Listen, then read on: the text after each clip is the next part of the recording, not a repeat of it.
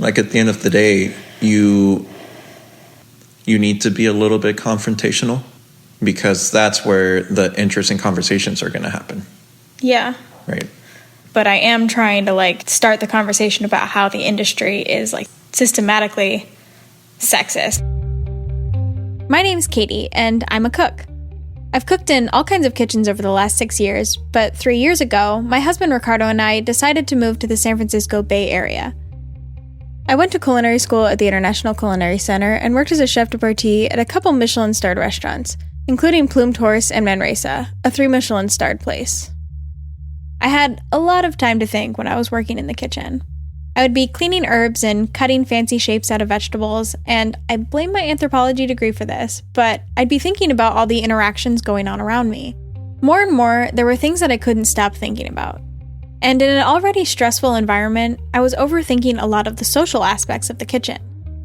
At the top of my overthinking list was being a woman in a space that was dominated by men. Why do you think there aren't more women in the kitchen? Have you ever been called up for being girly? Is there a pressure to be more tough or more masculine? Do you think that the culture in the kitchen needs to change?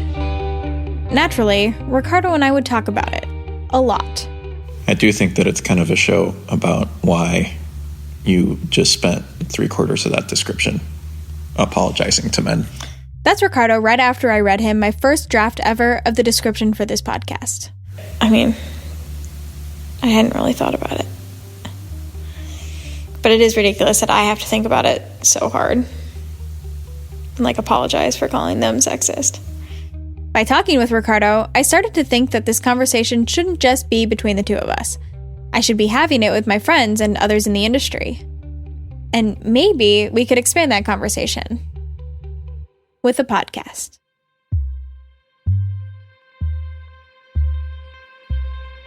This is Copper and Heat, a podcast exploring the unspoken rules and traditions of the kitchen.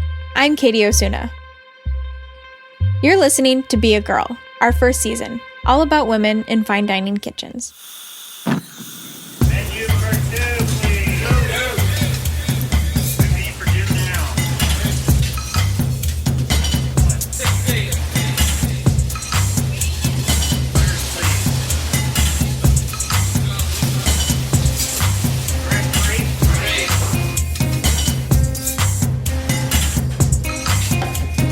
Menu number 2,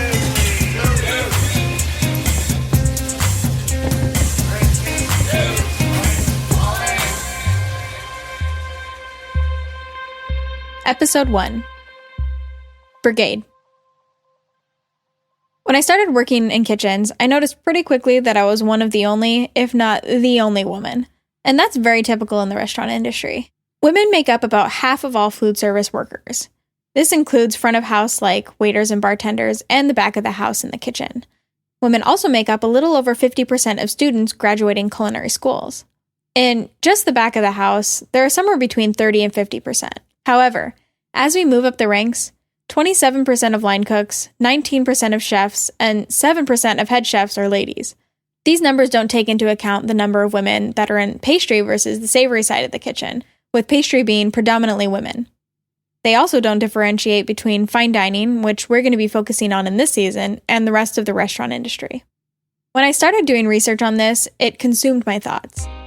While I was peeling asparagus, while I was frying potatoes, while I was searing scallops, I started paying more attention to what was going on around me.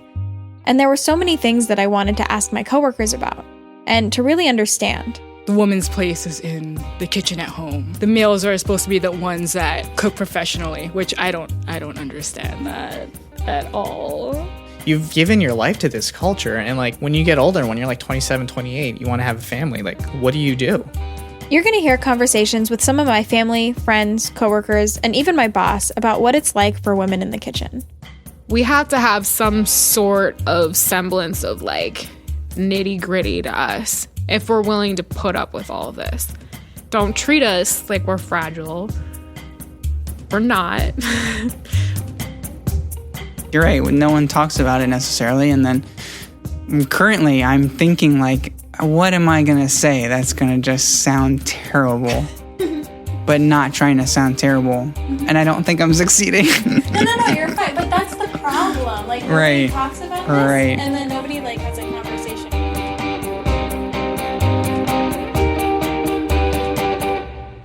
So I'm about to take you inside the kitchen and inside the head of a cook working in fine dining. And you're going to hear from a lot of different people. I'm going to be talking with the people who are working every day in kitchens, making the vision of the executive chef or chef owner come true. A quick disclaimer. This season is from my perspective as a white, middle-class, cisgendered woman. These are my experiences and conversations with people I have met in my job so far. Is cursing allowed? This is allowed, right? Right, I'm not going to censor myself for this. There's definitely going to be some cursing, and we're going to talk about topics that might not be safe for work. Just a heads up. Sorry, but that's just the way kitchens are. And actually, we're going to start with that idea. That's just the way it is. This is so unspoken, and yeah, it's rare that you like, it's candid. I mean, it's like you have like these straight up talks about, it's just like weird to get it out. It's worked for a million years. Why are we changing it? Kitchen culture is built on these unspoken rules and traditions that have been around for generations. And to even start to understand the people that work in kitchens, we have to go back to where all of this started and the stage on which it plays out. The Brigade system. If you're thinking, Brigade, that sounds like military, you'd be right. It's a long story, but here's the short version. Like almost everything in modern fine dining, it all starts in France, where the private aristocratic chefs coming out of the French Revolution were trying to figure out what to do next, as their previous customers were, well, knocked down a few pegs. Chefs were no longer just for the ultra-wealthy. They were trying to bring high-class food to more people than before, and they needed a system. In comes Auguste Escoffier, former military guy turned chef, who lived and worked in the late 1800s and early 1900s. He decides the division of labor and rigid hierarchy of the military is a great way to organize cooks. Fast forward about 150 years, and here we are, with a modern brigade looking something like this. You have what are called stations. Your Garmin J. Muse. Entremet cook, Fish veg, saute station, Pastry department, meat veg, grill cook, the meat station, your fish cook. a saucier station, And there's one person in charge of each of those stations, and they're called a... Chef de partie. chef de partie, chef de partie. Be responsible for organizing things and prepping food for that station. Depending on the size of a kitchen, a chef de partie will be in charge of a few other cooks. Third cook, second cook, first cook, being kind of your top tier. When you start in a kitchen, you usually start on, The amuse station, which is like the first few bites that you get out of the kitchen. and then you work your way up to. Generally, it's like a vegetable-based station. Gourmet or pantry. We work on cold salads. Usually specializes in the preparation of vegetables. The little like baby bird station. Once you prove yourself, perfecting everything that you can learn. Perfect what you're doing there. Master that, and then you can move on to another station. you can make your way up to. A protein station, whether it be fish or meat. If you're on meat, a lot of times you're responsible for cooking the meat. garnish or mise en place for that station. The fish cook who portions in, handles all the shellfish. What every cook wants to strive to kind of climb and get to is the belly of the beast, the hotline. Once you work your way through all the stations, prove yourself worthy, you become. Junior sous. Junior sous chef, which you then are looking at the kitchen or part of the kitchen. Then sous chef. Sous. The general job of the sous chef is to kind of bridge the gap between what a chef would want and what my cooks are supposed to achieve. I'm on the computer for maybe like an hour and a half, and then afterwards, I'll circle around and ask all of the cooks what they may need for service, if they need any help, any like concerns or questions about anything. At that point, you've seen all the food. You should start to think about kind of developing your creativity. Next step up, On one hand, the pastry chef, or on the other hand, you have the chef de cuisine, Chef de And cuisine. the chef de cuisine. and they are the people who are totally responsible for everything that happens. Changing the menu, coming up with dishes, long-term projects. and finally you become. The chef. Executive chef. Chef. Executive chef or chef owner. An executive chef or a chef owner.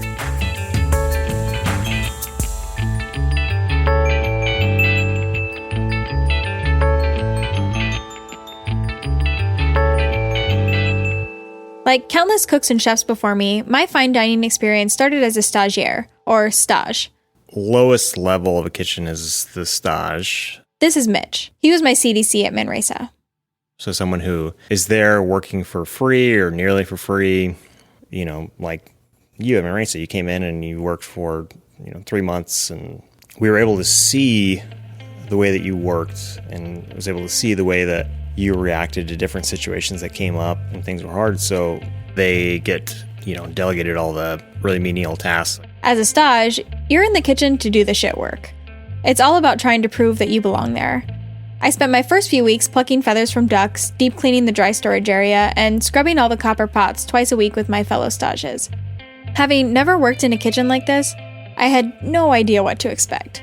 Everybody was just so intense and focused. Everything is done in a very specific way. Labeling tape is never torn, it's always cut. Don't put metal containers on the stainless steel countertops. Scrub the copper pots in these specific stages so there aren't any spots. And I never knew there was a proper way to wrap things in plastic wrap until I started working in kitchens. I was so nervous, I just called everyone chef because I didn't know how I was supposed to act or who I was supposed to show the proper respect to. Until a few of the chef de parties told me to stop calling them chef. When I started, there were 2 other stages that had been around for a few weeks already, so they tried to help me out. In my 3rd week, the chef de partie of the fish veg or fish entremet station was going to be out of town, so they picked me to learn part of the station to help the sous chef.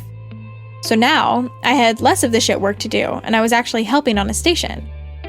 Instead of hiding in the back of the kitchen during service doing cleaning projects, I was actually on the line, and I was in charge of all the prep for one of the first dishes, under the guidance of the chef de partie and sous chef, which was super great that I had more responsibility. But then, one night after service, the 3 of us stages were walking back to our cars, and they were just asking me, how the hell did that happen? Questioning me all about working on the line, wondering how I'd done it. They wanted to know how this girl, who had been there less time, had moved up faster. Which was an awkward position to be in. I didn't know why they picked me at the time. I was just trying not to mess anything up. But it was obvious that even though they were laughing and joking around, there was a little bit of resentment about the fact that I was picked to move up. Over the next 2 months, I worked my ass off. As a stage, you're still at the bottom of the barrel. Most people are respectful and understand the fact that you're working there for free to learn, so they take the extra time to teach you. Others, maybe with the more old-school mindset, like to make your life difficult, just for the sake of it. The whole time, my only goal was to prove myself enough that they would hire me. And they did.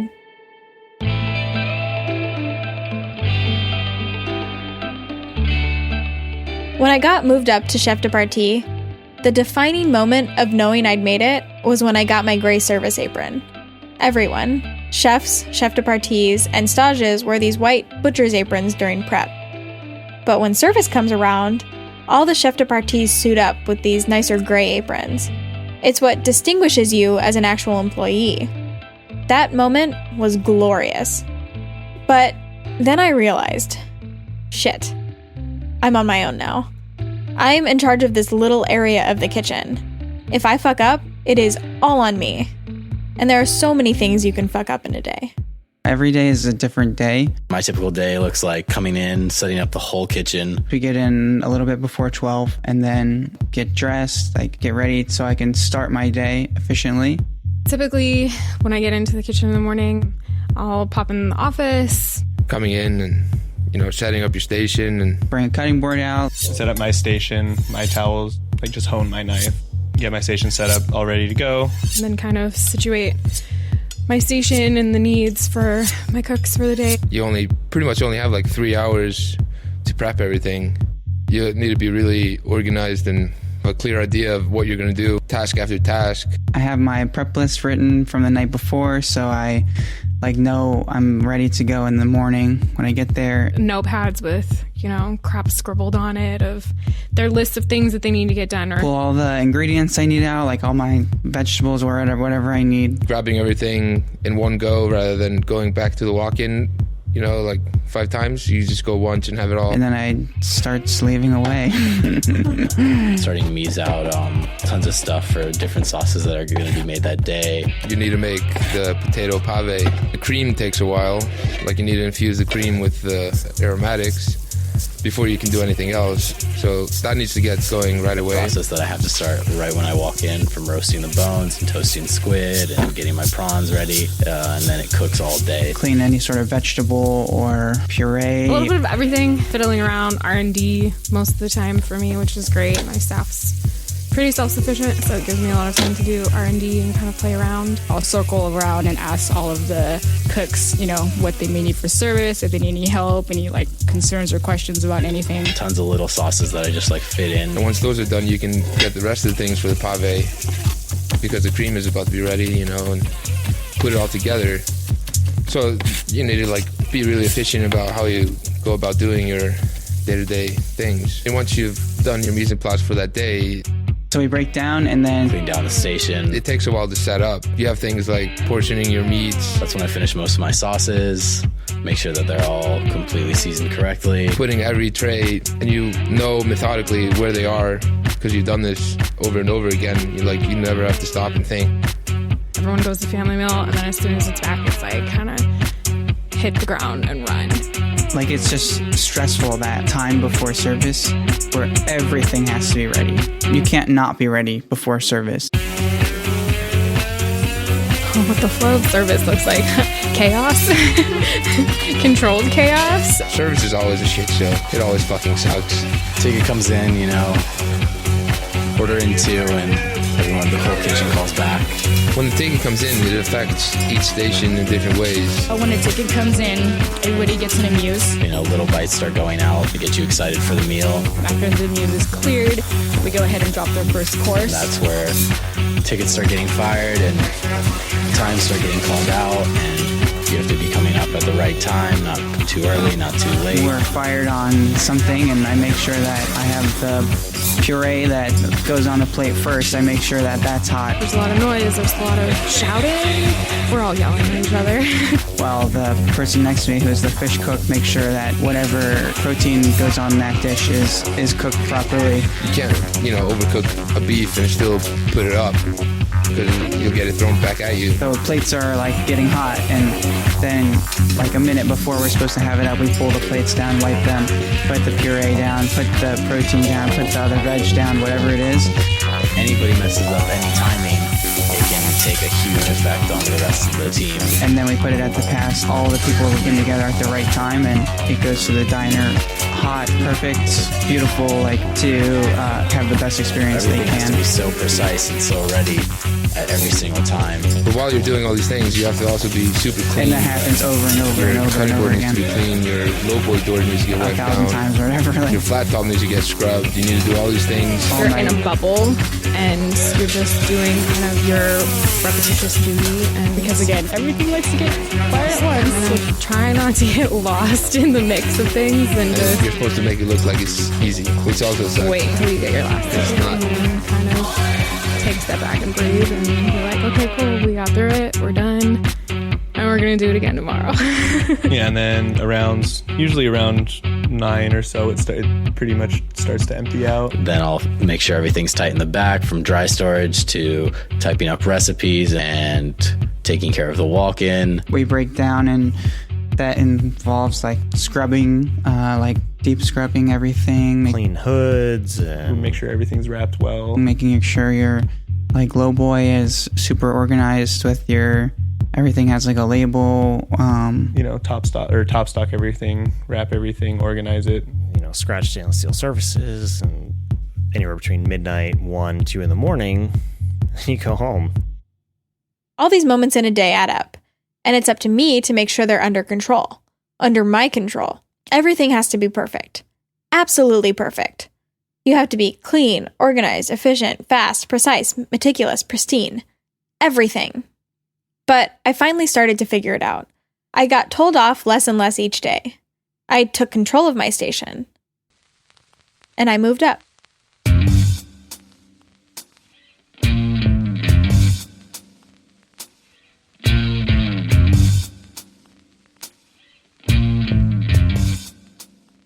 For a lot of misfit guys that never felt maybe respected or in whatever, I think it's a thing that they can feel really proud of.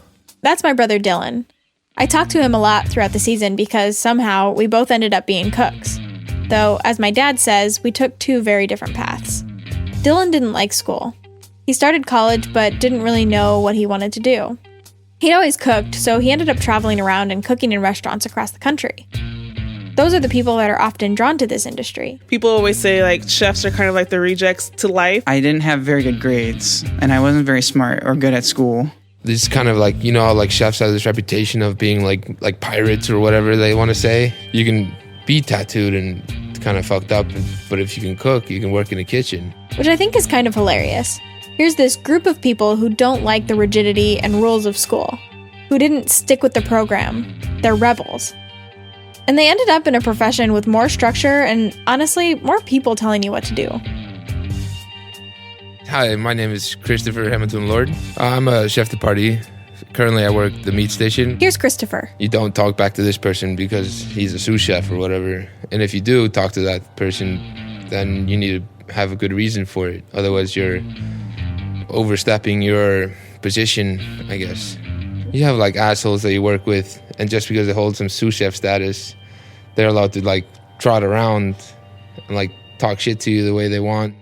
Someone's opinion, whoever's at the top, who thinks that they know what's best, and sometimes there's still this like irrational anger towards the people under you. And I will say that the majority of the women I worked with, they were less willing to take the horrible criticism that made no sense and didn't provide them anything and didn't provide the restaurant anything, and it was just totally biased. And that's, as cooks, we get that a ton.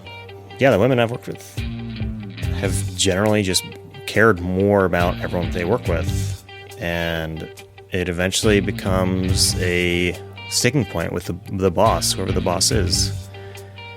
And they're not willing to implement this thing that I want to do, or they're not willing to do, or, demand this thing that I want. And eventually they get pushed to the back burner. And then nobody likes to be on the back burner. Whoever's on the back burner is eventually going to quit. I think there's something about the Brigade system that is different than school. It's seen as a meritocracy. If you just work your ass off, prove yourself, prove that you're strong enough, you can start as a dishwasher and work your way up. Plumed Horse is actually what helped me blossom into a better leader. This is Edelyn. My name is Edelyn Garcia. I'm currently the executive sous chef at the Village Pub in Woodside, California. Edelyn was my sous chef in my first fine dining job in the Bay Area. She's been in the industry for over 10 years and has worked her way up to executive sous chef. Right before my 1-year mark, I got promoted to sous chef. He would always see me, go and buy certain tools or utensils to just make my station better, kind of like really owning my station. At the time, we had lost one of our sous chefs, and it never really crossed my mind that I would be of debate to be promoted. One of the things that Chef Peter said to me was that he was like, everybody in the kitchen respects you. I didn't know that. I was just trying to do my thing, and work my way up the right way. So from there, I had to step up my game big. And, I think there were times that I felt like I couldn't do it. I think Chef Peter saw my determination and just like my strive to be better. What does it take to move your way up in a kitchen? To gain the respect from your peers and get bumped up to management? Everyone I talk to says these things. You've got to prove you want it. Chefs and leaders on stations, and we just really want to see kind of your hunger. This is Caitlin. My name is Caitlin. I'm currently an executive pastry chef. You need to show that you're working, and you need to push and work hard, and that, I think, pushes you to different stations quicker if you're showing the initiative and you're working hard and you're doing well and you're flourishing on your stations, as opposed to, well, I've worked on this station for 3 years. After a certain point, it actually kind of starts to look more negatively in a sense that you've become kind of complacent with where you are and you're not standing out and showing like, hey, I'm here, I want this, and I'm going to do everything that I can to get it. The kitchen is one of those jobs where hard work and persistence is what gets you places. And it's one of the points of pride with the people who stay there for a long time. Just work hard and you get to the top. Which sounds easy enough, but as will come out in the next several episodes, it's not always as easy as that. because there are these unspoken things that get in the way. The kitchen can be a very political place. Here's Christopher again. It's not necessarily performance driven, not at all times. The merit of your attitude and your day-to-day performance, that's how you should move up in a kitchen. Here's Mitch again. Granted, is that the way that you move up in a kitchen? No, that's not always that way. You know, even if that person sucks, as long as they kiss ass to get above, that happens. That happens all the time. And it drives me nuts. For a woman, gaining respect is hard when there are these unspoken rules to contend with in a system that is built on competition and hierarchy. You come into a kitchen and you're working hard and you're literally trying to do the exact same job that everyone else is. This is Caitlin again. And the fact that purely because of my anatomy, you tier me beneath you, there's already like a hierarchy and a tiering system in kitchens, you know? There's animosity already because it's such a competitive-based job that we do. And when you throw something petty into it, like gender, it's shit. It's shit to me. You see a girl beside you and you're like, I have to perform higher. This is Fred. He's a chef de partie. Why? You know, whether it be because I don't want her to take my station because I realize she's better than me, or whether it be like because she's really pretty and I want to impress her. You know, you see a dude come onto your station and you're looking at him and you're like, this guy's a lot better than me. You're definitely going to be just as scared that he's going to take your station. But maybe your pride and I guess pride is the best answer for that, because you're going to just feel like it's a little bit more hurt because it's a female. I think that might actually be a reason why there might be less women in higher places in kitchens. This is Koji. Like full name? My name's Koji Yokoyama. I worked everything. I started at the bottom, so I was a stage and intern, and then I worked all the stations, and then sous chef. Men aren't as receptive to women. They won't give them the respect they deserve. Oh, well, you might be the chef de cuisine, but you're a woman. Like, I don't have to listen to you. Like, what dick did she have to suck to become chef de cuisine? No, she's just a better cook than you. Why can't you take her seriously? There are successful lady chefs. Absolutely. But there's this very specific idea of what it takes to make it in the industry, because that's what it's been for generations. I don't think anything was ever like a conscious effort. It was just like people playing to gender roles. Like forever, men were the ones that went out to work. And then when the, restaurant industry really started to come out, women were just still seen as people that like stayed at home, and then men were the ones out there cooking. The Brigade started that way, as an all-boys club. And the culture that came out of that has stayed pretty much the same. It wasn't until the mid-70s that women even started becoming recognized as professional chefs. I feel like a lot of the times when people are, thinking about promoting certain people into a managerial position, whether it be exec chef, sous chef, whatever the case may be, I feel like a lot of the times they think that if a kitchen is male dominated, that they may have some trouble taking orders from a female. This is Edelyn again. You need to stand your ground, more so if you're a female. I feel like a lot of times you just gotta show guys that I'm not gonna fucking take your shit, so don't even try me. Do I feel like I've had to make myself more masculine in the kitchen? In a sense, yes. But I always have felt like I was a tomboy. That's just like how I've always been, like, I don't know, kind of rough. I think I've noticed for like early on that, quote unquote, I'm not like other girls, whatever the hell that means. Yeah.